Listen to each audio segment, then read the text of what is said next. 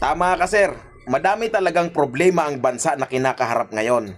Kaya ang pakiusap namin, wag na kayong dumagdag. Wag nyo nang dagdagan. Dahil ang korupsyon sa flood control ang pinaka main issue dito. Bilyon-bilyong pundo ang nalulunod lang. At yung mga kababayan naman natin ang nilulunod sa baha. Tapos okay lang sa inyo? Iikot na lang ba ang mundo natin sa flood control? Yan ang tanong ng kagalang-galang nating butakal na senador. Senador pala. Tama ka, sir.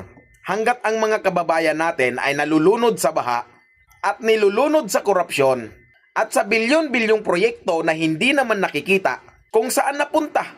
Ano ba tingin mo sa malawakang nakawan sa flood control? Simpleng problema lang ng bansa para malaman mo ito ay krimen laban sa pundo ng bayan.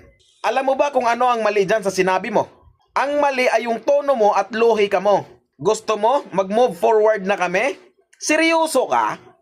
Ang Blue Ribbon Committee ay may kapangyarihan for future legislation at higit sa lahat for accountability. Pati ang move forward, hindi mo rin alam kung ano ang kahulugan niyan? Ang pag-move forward ay nangangahulugang dapat munang panagutin ang mga nagkasala. Hindi pwedeng lumundag ka sa bagong issue nang hindi pa tapos yung luma.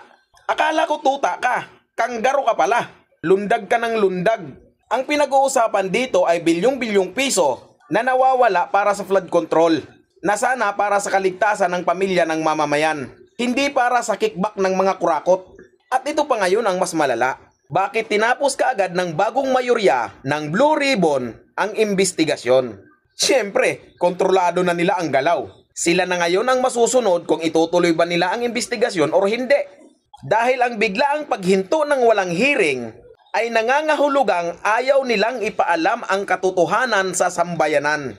Bakit nga ba? Ang pangit ko, putang ina. Bakit nga ba? Sino ba pinoprotektahan? Kasama ba doon mga sarili nyo? Sabi mo malilinis kayo, di ba? Absolutely 100%. Sino nga ba ang matatamaan kapag nagpatuloy ang hearing? Ang paghinto ng imbestigasyon ng walang konkretong resulta o hatol ay malinaw na pagtataksil sa tiwala ng publiko.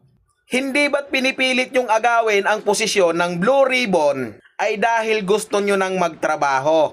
Ngayong naagaw nyo na ang posisyon ng Blue Ribbon, bakit ayaw nyong trabahuin ang issue ng flood control? Ako na ang magbibigkas ng naratibo nyo. Nag-aantay na ang taong bayan sa resulta at katarungan sa korupsyon ng flood control, trabahuin nyo na. Hoy mga loyalista, gusto nyo ng resibo, di ba? At ikaw